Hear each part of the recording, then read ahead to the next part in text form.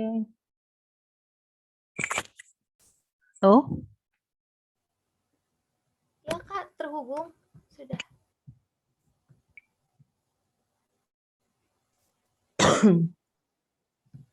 Kak Dewi, apakah Yap. sudah Oh, sudah. Sudah. Untuk Kak Rintik, silahkan.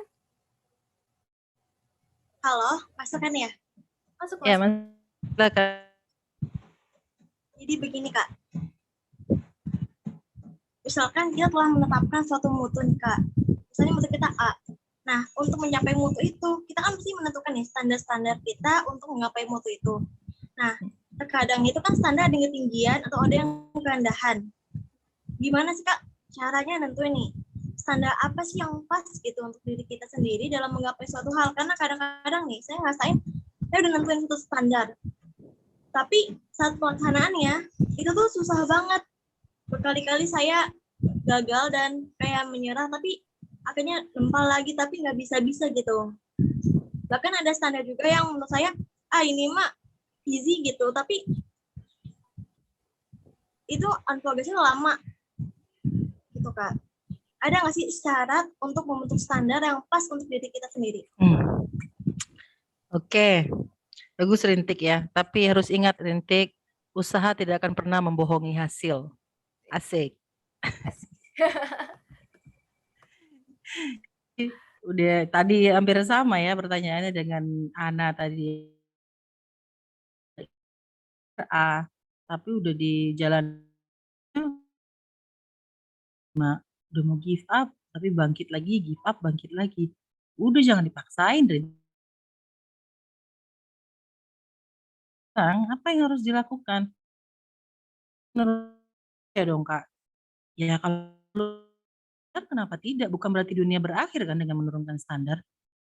Nah, yang kadang-kadang ego ini yang sulit dilakukan. Sulit sekali, itu masalah dalam setiap orang. Ingin katakan berhasil, tapi kita nggak bisa mengalahkan diri kita sendiri. Selama kita nggak bisa mengalahkan itu jauh. Kategorinya tidak bisa mengalahkan diri sendiri. Masa kita harus ngalah terus sih? Orang maunya A kok dipaksain maunya B. Kan itu tadi dunia nggak akan berakhir. Paling baik buat kita. Kita juga punya Kak, ini levelnya itu kira-kira ini sedikit lagi loh, ini udah mau nyampe loh. Tapi kita sadar, udah ikut tes. Dulu nih belajar udah 100% belum? Kalau belajar setengah-setengah wajar nggak lulus? Oh saya udah belajar tapi nilainya tetap nggak memuaskan. Ya iya saingannya satu ya nggak bisa. Kita punya step dalam kehidupan kita ini ya. Saat kita ingin meraih tujuan A, ya medan kita ini siapa? Video kita tadi kita ingat ini nanti cara menjalankan rencana ini harus begini. Saya akan ikut ini, ikut tes ini, dan setelah saya berhasil ikut tes, saya akan lulus. Ini rencana kita nih, lulus. Nah, taunya udah ikut tes 2 kali malah, nggak lulus juga. Terus mau ngapain? Mau terus maksain? Umur nambah terus kan nggak begitu. Si Rintik sudah berusaha mutu untuk dirinya. Pokoknya kelas saya itu ada di level ini. Berada di level C karena saya cukup ada di level B saja. Tapi saat kamu berusaha, kamu tidak bisa meraih level B itu. Kamu adanya di level C. Tapi tanpa kamu sadari di level C itu banyak hal-hal baik yang kamu. Contohnya, orang selalu minta pendapat. Orang selalu aku begini begitu. Tapi kita nggak pernah loh melihat perlu. Kita tetap aja, gue pengennya di B. Padahal di C ini nungguin kita loh untuk do something buat mereka. Kitanya nggak mau karena itu bukan standar gue, itu mah kampungan contohnya gitu ya. Gak bisa kita buat seperti itu. Nah itulah tadi usahakan untuk bisa mengalahkan diri kita sendiri. Itu kata kunci yang harus dipegang ya untuk siapapun yang ada di room Zoom ini. Oke, Rintik. Semangat ya, Rintik. Udah berapa kali?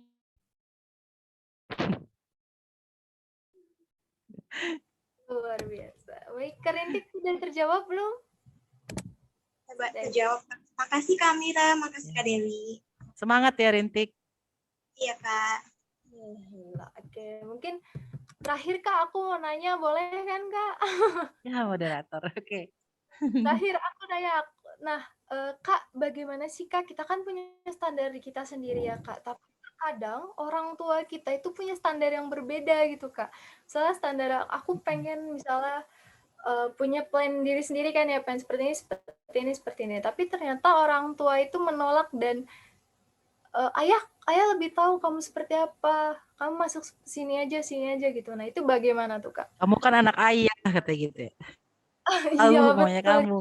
Saya lebih tahu kamu tuh seperti apa, terus pendidikan kamu seperti ini gitu. Tapi sedangkan kita kan tahu gitu ya Kak, kita pengennya apa gitu. Terkadang itu yang menjadi halangan. Itu bagaimana Kak menurut Kakak? Atau apakah kita harus tetap aja do what yang apa yang pengen kita lakuin gitu, atau harus ngikutin orang tua juga gitu, tapi tetap ngikutin yang kita pengen juga? Oke, ini bagus ya pertanyaannya. Saya akan bagi lagi satu. Saya punya segitiga ya. Saya segitiga. Segitiganya berarti karena saya orang komunikasi enggak ya. Tapi saya suka apa ilustrasi dari piramida terbalik. Sama kisahnya seperti yang dialami oleh teman kita, moderator kita. Piramida saya ilustrasikan seorang manusia di titik terendah itu adalah bayi yang baru lahir. Kalau bayi baru lahir itu nggak bisa ngapain. Apa yang bisa dia buat? Orang dia baru lahir, kalau nggak ada bantuan ibunya yang mendekap dia, cerita, nangis, kejer. Itu di paling ujung itu, disitulah titik lemah kita. Kita butuh orang tua kita yang menjaga kita, yang memberikan makanan kita, seorang diri nih. Tapi dalam proses itu, tahapan itu, ada yang kita lalui. Misalnya dari usia 0, sampai kita usia 12 tahun, itu kita dalam lindungan ibu kita, ayah kita, ibu bapak kita. Setelah 12 tahun kita tahu nih caranya. Itu tas kan dibeliin ayah buat aku, kok kamu ambil sih? Bisa protes. Terbalik itu, kita akan bagi dalam 4 step. Balita, 0 sampai 12 tahun. Kita dengan orang-orang yang ada di dalam rumah. Ibu kita kan nangis kalau susu kan, nggak dikasih marit, lapar, nggak ada cerita pokoknya.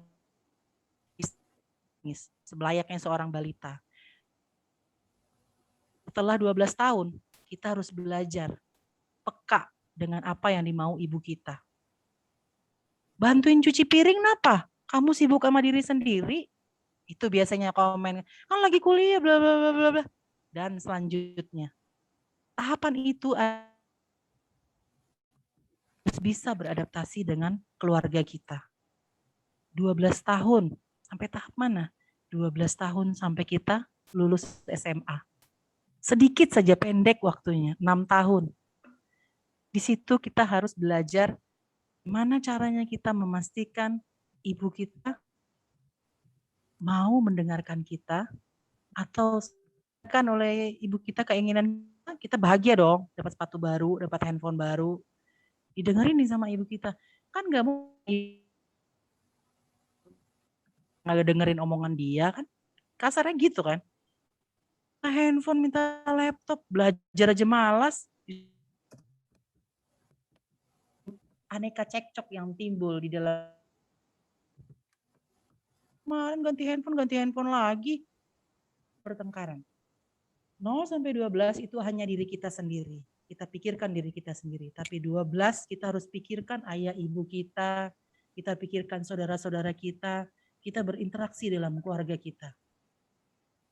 Sampai kita ke 16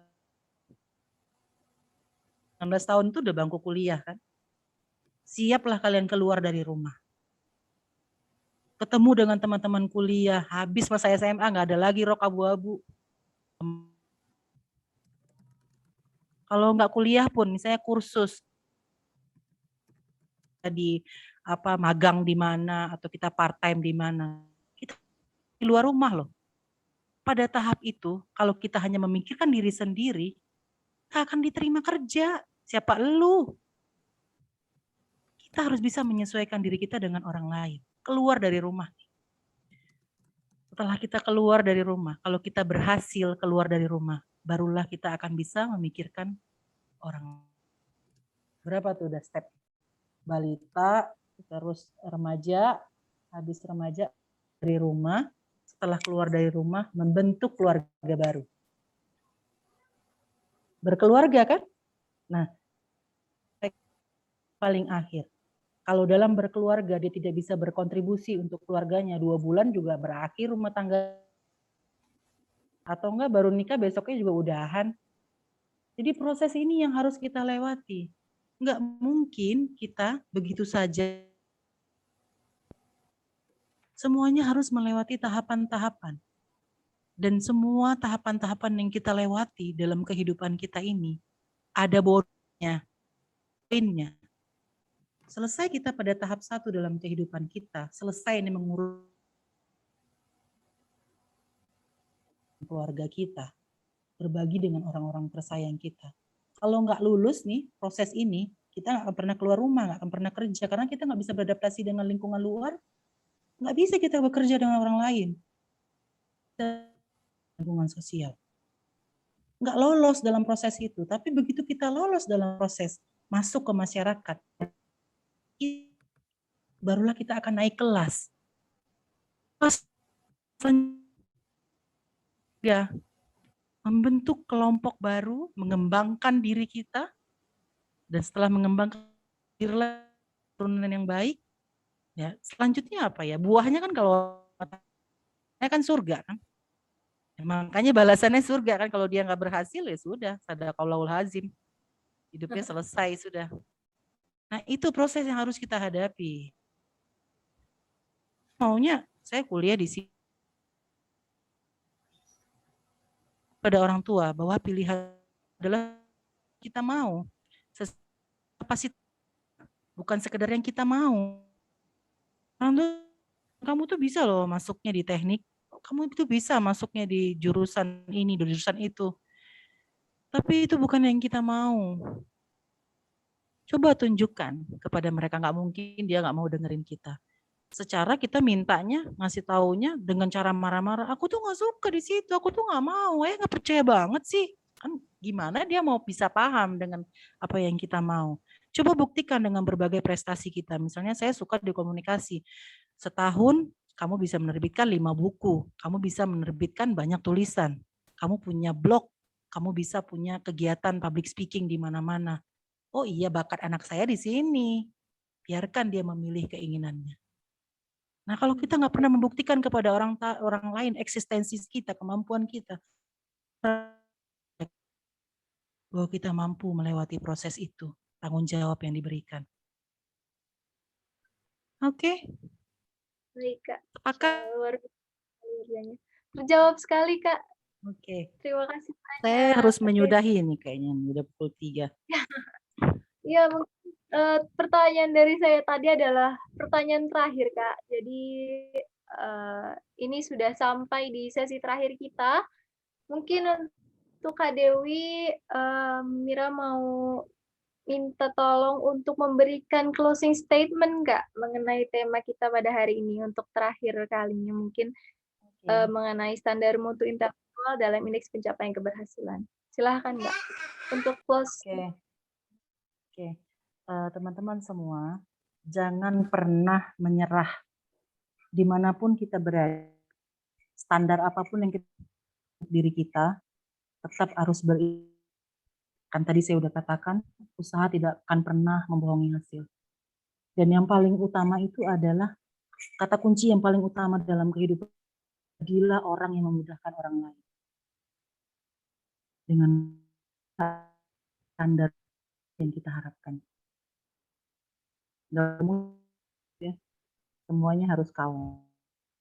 Kalau kita ingin sampai yang kita harapkan. Mungkin itu saja dari saya ya.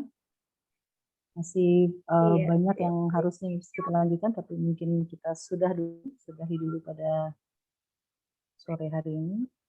Saya harap semua bisa mencapai standar keberhasilan yang berkelanjutan ya. Amin. Amin. Terima kasih banyak Kak Dewi yang telah memberikan penjelasan dan materinya kepada Bapak, Ibu, dan teman-teman sekalian. Mohon izin sebelum kita akhiri, saya mau membacakan kesimpulan dari webinar hari ini, yakni tadi dari video awalnya ada sebuah video, sesudah kesulitan pasti ada kemudahan. Nah, yang nanti akan kita hadapi itu kita harus tahu sudah di mana kita untuk mendapatkan tujuan kita. Lalu kita harus tahu intelektual kita itu sampai mana, lalu melakukan kompetensi sehingga daya pikir kita itu growing up. Lalu kita harus tahu kualitas diri kita hingga kita harus tahu standar diri kita hingga kita tahu akhirnya kualitas diri kita seperti apa. Lalu yang selanjutnya tantangan yang mereka hadapi itu berbeda dengan tantangan yang kita hadapi. Jadi tetap bersabar dan terus berikhtiar dan nikmati prosesnya. Baikkan Kak Dewi. Mungkin itu yang bisa saya sampaikan. Baik. Sekali lagi terima kasih untuk Kak Dewi dan terima kasih yang sebesar-besarnya saya ucapkan kepada seluruh peserta Velas yang masih setia berada di webinar Velas ini hingga jam 3 sore. Semoga kita semua bisa terus belajar dan mengimplementasikan hasil dari webinar Velas hari ini. Maaf jika saya selama memoderasi ada kata, tindakan, perilaku yang kurang berkenan. Mohon dimaafkan yang sebesar-besarnya. Demikian saya kembalikan ke MC Kak Ana.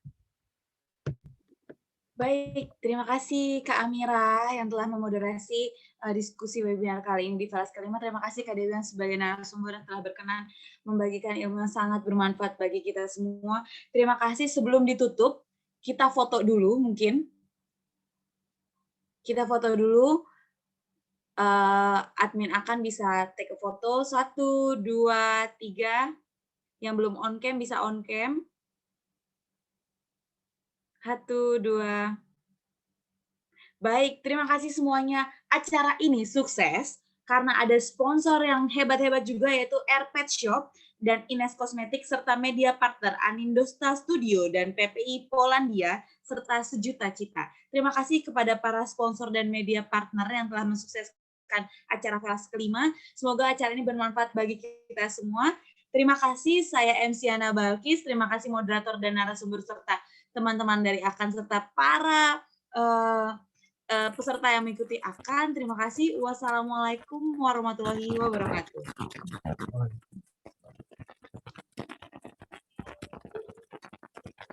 Assalamualaikum warahmatullahi wabarakatuh. Waalaikumsalam warahmatullahi wabarakatuh. Terima kasih Kak. Terima kasih Kak. Terima kasih Kak. Terima kasih Kak. Terima kasih Kak Dewi, Kak Amira, Kak Ana. Terima kasih Kak atas materi.